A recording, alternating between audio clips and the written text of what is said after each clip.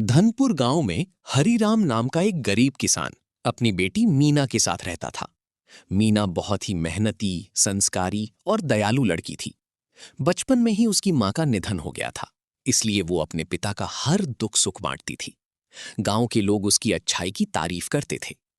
एक दिन गांव की अमीर जमींदार ने अपने बेटे रमेश के लिए मीना का रिश्ता भेजा।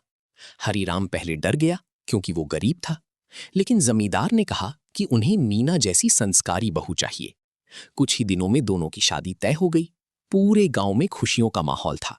शादी वाले दिन मंडप सजा हुआ था। पंडित मंत्र पढ़ रहे थे और सभी लोग खुशी से झूम रहे थे। जैसे ही रमेश ने मीना के गले में मंगलसूत्र पहनाया, अचानक तेज आंधी चलने लगी।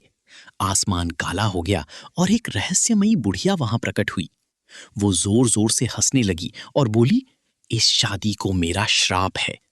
इतना कहते ही रमेश का शरीर बदलने लगा और देखते ही देखते वो एक हरे रंग के तोते में बदल गया। ये देखकर सभी लोग डर गए। जमींदार परिवार ने मीना को अशुभ मान लिया। गांव वाले भी उसे ताने देने लगे, लेकिन मीना ने हार नहीं मानी। उसने उस तोते को ही अपना पति मानकर उसकी सेवा शुरू कर दी।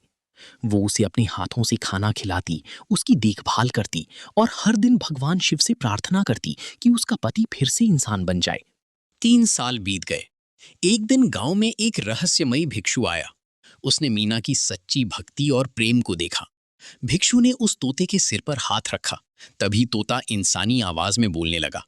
उसने बताया कि एक दुष्ट डायन ने बदला लेने के लिए उसे श्राप दिया था। भिक्षु ने मीना से कहा, सच्चा प्रेम और विश्वास सबसे बड़ी शक्ति है।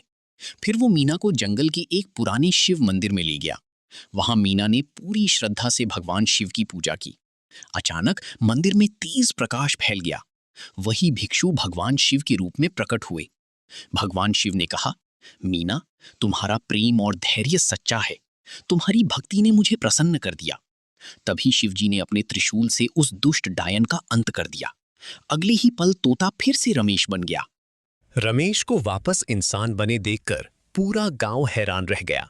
जमींदार परिवार को अपनी गलती का एहसास हुआ और उन्होंने मीना से माफी मांगी।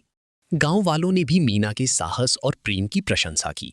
उस दिन के बाद मीना और रमेश खुशी खुशी रहने लगे। धनपुर गांव में उनकी कहानी सच्चे प्रेम और भगवान पर विश्वास की मिसाल बन गई।